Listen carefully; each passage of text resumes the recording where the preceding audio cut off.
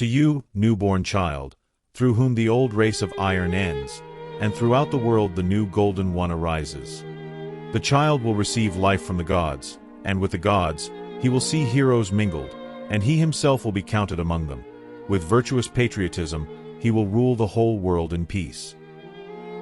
These verses belong to the fourth eclogue of Virgil's Bucolics, a collection of pastoral poems. This particular eclogue has sparked exceptional interest due to the esoteric and prophetic interpretations attributed to it. Here, the poet sets aside the pastoral element and proclaims that the golden age has arrived, and that the birth of a child who will live among the gods is near. The world will rise and experience a golden age when the child grows up and becomes a man. Saint Augustine, among other church fathers, interpreted this eclogue as an announcement of Christ's birth. To support this reading of Virgil's eclogue, they relied on biblical texts, deducing from them that the Savior would be announced by Gentiles, that is, pagans. This idea of Virgil as a messianic prophet persisted in the Middle Ages, being seen as a union between classical culture and the Bible. In fact, in a Christmas sermon, Pope Innocent III would cite verses from this fourth eclogue. This is a Christian reading of a work from classical antiquity, but it raises the question of what authors from classical antiquity thought about Christians. Before delving fully into the question, it is worth clarifying that classical antiquity spans approximately from the 8th century BCE to the 5th century CE and geographically encompasses Greece, Rome, and their colonies. On the other hand, Christianity arose around the year 30 CE in the region of Judea, which was a province of the Roman Empire, and from there it spread throughout the world. With this clarification, we can see that Christianity emerged during the Roman era of classical antiquity. Therefore, many authors like Plato and Aristotle, among others, lived long before the emergence of Christianity and thus did not know it. However, there are several classical authors who lived after the emergence of Christianity and expressed opinions about it, some in a positive or neutral way, while others were very critical and even mocked it. Before analyzing the texts of classical authors referring to Christians, it is interesting to examine the texts that refer to the Jews, as the world of classical antiquity interacted with the Jews long before encountering Christians. Specifically, the interaction between classical civilization and the Jewish people began with Alexander the Great's conquest of Persia around the year 331 BCE. At that time, the Jews were under Persian rule, which was defeated by Alexander, the king of Macedonia. In this way, Greek culture and later Roman culture came into contact, often violently, with Judaism. Since Christianity emerged as a schism within Judaism, it becomes relevant to examine what Greeks and Romans thought of the Jews. When beginning this task, it is easy to observe that the relationships between Jews and Greeks or Romans were not straightforward. The Jews were a people who valued and respected their national traditions and customs, which were intertwined with their religion. As a deeply pious people, they rejected cultural and religious assimilation with the Greeks and Romans, who promoted values and practices contrary to traditional Jewish beliefs. A testament to this is the Maccabean Revolt, led by a group of religious and aristocratic leaders who spearheaded a rebellion against the Seleucid Empire and Hellenistic influence in Judea during the 2nd century BCE. The differences between the Jews and the Greeks and Romans are also described by Flavius Josephus, a Judeo-Roman historian, who in several passages of his work recounts the conflicts between these peoples. For example, in chapter 8 of the 18th book of his Jewish Antiquities, he speaks of a conflict between the Jewish and Greek inhabitants of the city of Alexandria. In this conflict, the Jews were accused of not participating in the cult of Caesar, while all other subjects of the empire had built altars and temples in honor of Gaius, better known as Caligula. The Jews, however, refused to do so. The Jews were constrained by their religious laws, which prohibited them from worshiping any deity other than their one God. Flavius Josephus recounts it as follows. When disagreements arose between the Jews living in Alexandria and the Greeks, they sent delegations to Caesar, 3 representatives from each faction. One of the Alexandrians' envoys was Apion, who, among other accusations against the Jews, charged them with disdain for the worship of Caesar. For, while all the subjects of the Roman Empire had erected altars and temples to Gaius and offered him honors as to the gods, only the Jews considered it disgraceful to dedicate statues to him and to swear by his name. Having said all this, Apion expected the emperor to be outraged, which was very likely. Philo, the leader of the Jewish delegation, a man well versed in philosophy and brother of Alexander the Alabarch, prepared to speak, but Gaius prevented him, ordering him to leave his presence. He was so indignant that no one doubted he would severely punish the Jews. At the end of the chapter, Flavius Josephus tells us how the Jews were saved. It turns out that Herod Agrippa, king of Judea, was a close friend of the emperor. According to Flavius Josephus, this was Agrippa's response. Since, O Lord, you deem it worthy to offer me something, I will not ask for anything that could increase my wealth, for thanks to your will in this matter, I surpass others.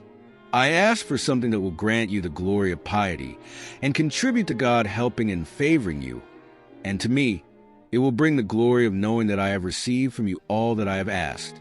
I ask and beseech you to forget the dedication of your statue in the temple of the Jews, as you commanded Petronius.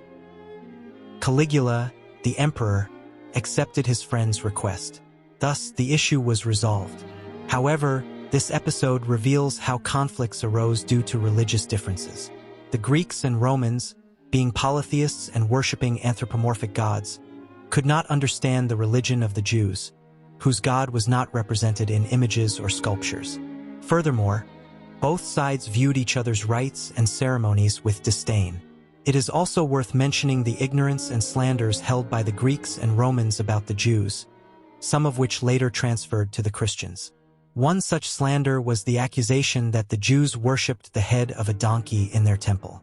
This accusation appears in various versions. The Roman historian Tacitus mentions that Moses found water in the desert by following a herd of wild donkeys. On the other hand, Diodorus, another historian of the Roman era, recounts that Antiochus Epiphanes discovered in the Jewish temple a statue of a bearded man, Moses, riding a donkey. Tacitus discusses this in his work Histories, a book dedicated to the history of Rome. When describing the revolts and conflicts involving the Romans, he mentions the Jews and their customs. He describes their expulsion from Egypt and their desperation in the desert as follows. While the others remained paralyzed in tears, Moses, one of the exiled, warned them not to expect any help from gods or men, for both had abandoned them. On the contrary, they should trust in themselves and in the leader who would first help them eradicate the misfortunes of the present. They accepted, and without knowing anything at all, they set off on their way, trusting in fate. But nothing troubled them more than the lack of water, and they had already lain on the ground across the plain, very close to death, when a herd of wild donkeys returning from grazing retreated to a rock under the shade of a grove. Moses followed them and discovered abundant springs of water by following the trace of the ground that had grass. This served as relief to them, and after walking relentlessly for 6 days, on the 7th, they occupied some land, expelled their inhabitants, and there they founded a city and built a temple. In the temple, they consecrated an image of the animal under whose guidance they had overcome their wandering and thirst. A little later, Tacitus seems to contradict himself, as he states that the Jews do not worship images or statues and also expresses contempt for their customs. These rituals, whatever their origin, are sanctioned by their antiquity. The other practices of the Jews, sinister and repugnant, were imposed by their very depravity. Indeed, the worst people, after abandoning the religion of their ancestors, piled up tributes and donations there, which grew the wealth of the Jews. Also, because among them there is an unwavering loyalty and an always easy mercy towards their Jewish brothers, but against all others, they feel a hatred characteristic of enemies. At banquets, they eat separately. In the bedrooms, they sleep apart. Although they are a people very inclined to sex, they avoid lying with foreigners. Among them, nothing is forbidden. They establish the practice of circumcision to recognize themselves by such a difference. Those who are converted to their customs do the same, and the first lesson they receive is to despise the gods, renounce their homeland, and hold their parents, children, and brothers in low esteem. However, Measures are taken to increase the population. Thus, it is not lawful to kill an unwanted child, and they believe that the souls of those fallen in battle or executed are immortal, hence their desire for children and their disregard for death. They prefer to bury the bodies rather than cremate them, following the custom of the Egyptians in this. They hold the same belief about the infernal gods, but think differently about the celestial ones. The Egyptians venerate a great number of animals and images sculpted by them, while the Jews believe in one God conceived solely with their thought. They consider those who make images from perishable materials with a human appearance as impious. That supreme and eternal being cannot be imitated, nor can it perish. Thus, no statues are erected in their cities, much less in their temples. They do not offer such adulation to kings nor honor to the Caesars. However, since their priests accompanied their songs with flutes and timbrels, adorned themselves with ivy, and in the temple, a vine of gold was found, some thought they worshipped the fatherly bear, the conqueror of the East. But their practices do not match at all, for Liber instituted festive and joyous cults, while the customs of the Jews are absurd and petty. Tertullian, one of the Church Fathers, refers to Tacitus in his work Apology in the following way concerning the donkey slander: Sane il mendaciorum loquacissimus, which means, indeed, he is the most eloquent of liars. Flavius Josephus had already responded to these slanders in his work against Apion. For this, they also lie and invent absurd calumnies about our temple, not realizing that they act impiously, even though nothing is more shameful for free men than lying, for whatever reason, especially about a temple famous among all men and revered for its great sanctity. How have they not realized that the facts contradict their incredible lie? We have always had the same laws, which we constantly adhere to, when adverse circumstances have covered our city with insults, just as they have done to others, and Antiochus the Pious, Pompey the Great, Licinius Crassus, and recently Titus Caesar, victors in war, have occupied the temple. They have found nothing there except the purest religious sentiment, about which we have nothing to hide from others. This is what Apion should have considered if he himself had not had the heart of an ass and the shamelessness of a dog, animals that his kind often worship. His lie is beyond any reasoning. We do not grant honor or any prerogative to donkeys, as the Egyptians do with crocodiles or vipers, who consider fortunate and deserving of divinity those who are bitten by vipers or devoured by crocodiles. Juvenal, a Roman poet who lived between the 1st and 2nd centuries, harshly criticized the Jews in his famous Satire 6, called Against Women. In this work, the author mocks and criticizes women severely. In one particular passage, while criticizing the ostentatious luxury that, according to him, women sought to display, he also took the opportunity to criticize the Jewish custom of not eating pork. He refers to Agrippa II, king of Judea, who had an incestuous relationship with his sister, to whom he allegedly gave a diamond. In ancient times, a foreign king gave it as a gift to an incestuous one.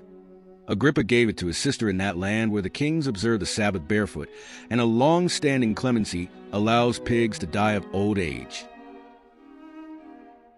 The Greeks considered it superstitious that the Jews, following the mandates of their religion, did not work on Saturdays. Plutarch, a Greek historian and philosopher of the 1st century, writes about this in his work on Superstition, where he compares Greek beliefs with those of the Jews. Agamemnon, when commanding the warriors to sharpen their spears and properly position their shields, also prayed to Zeus, "Grant me the destruction of Priam's palace, for God is the hope for courage, not an excuse for cowardice." But the Jews, because it was the Sabbath, sitting in their new clothes, while the enemies placed ladders and took the walls, did not rise, but rather remained entangled in their superstition like in a net. On the other hand, there were authors who showed admiration for Jewish monotheism, their piety, and the absence of idolatry in their religion.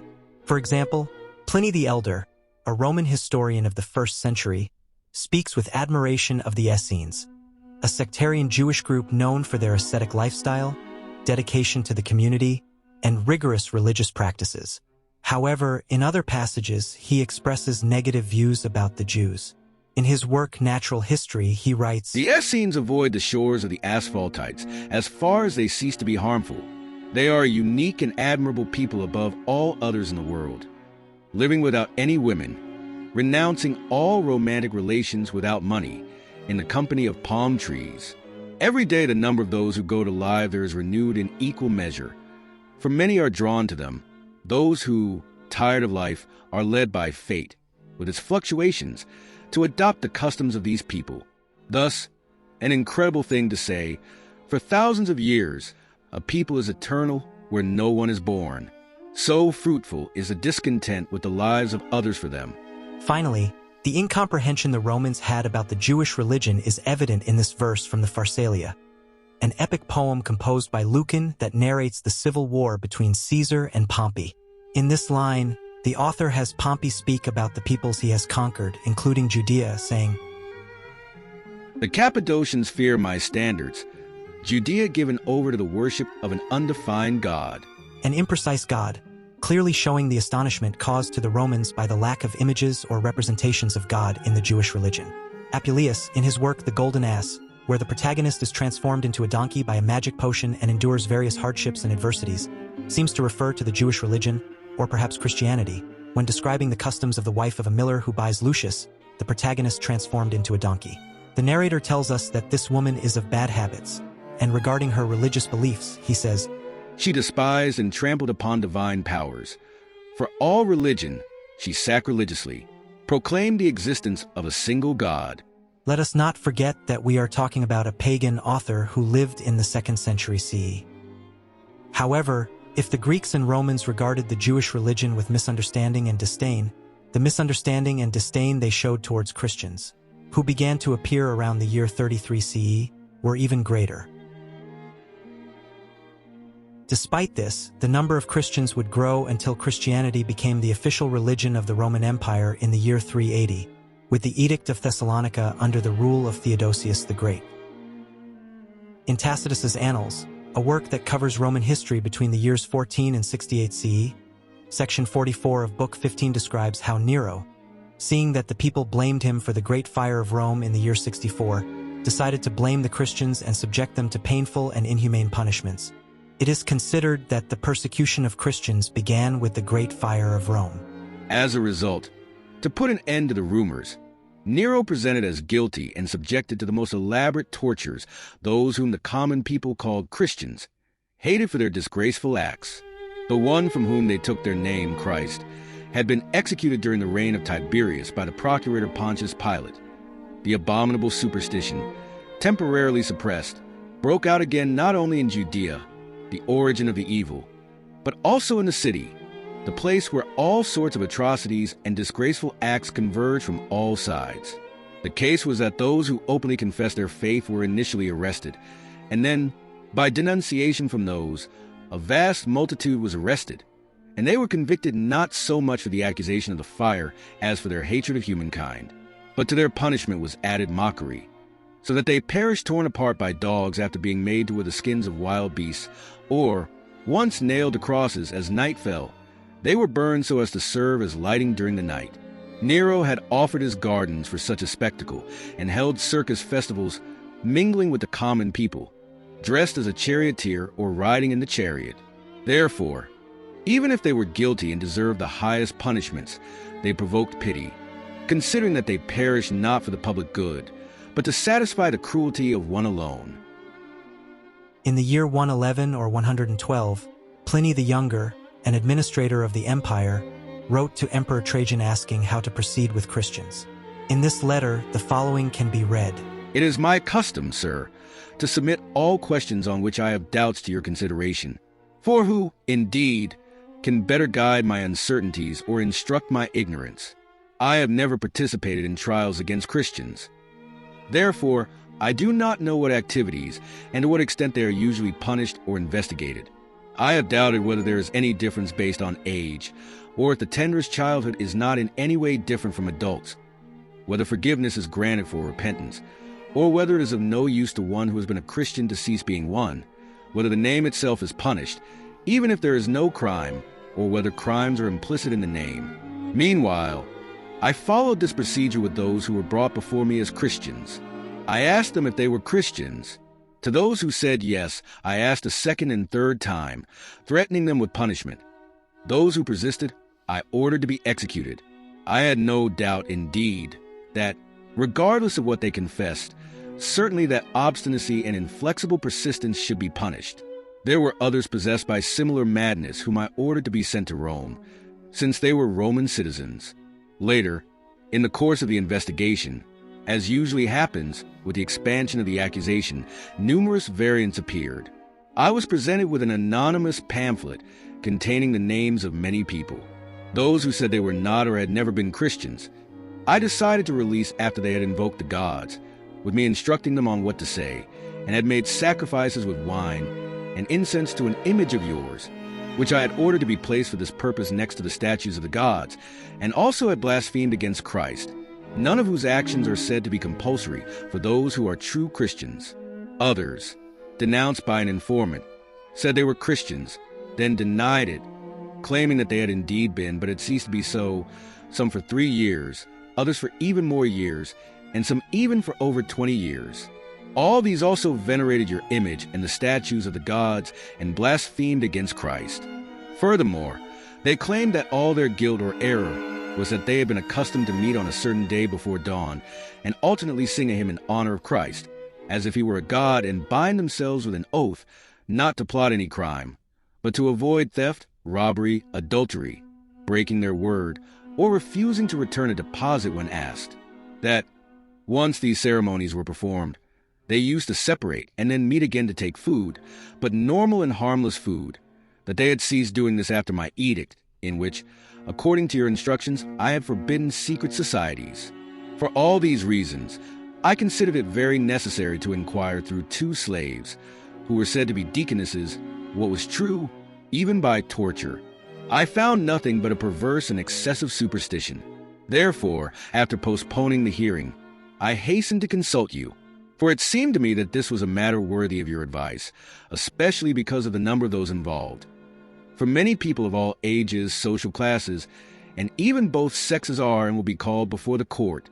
Now let us look at the most interesting text, which belongs to Lucian of Samosata, a satirical writer of the 2nd century, famous for his mockery and parodies. In his works, gods and philosophers are ridiculed.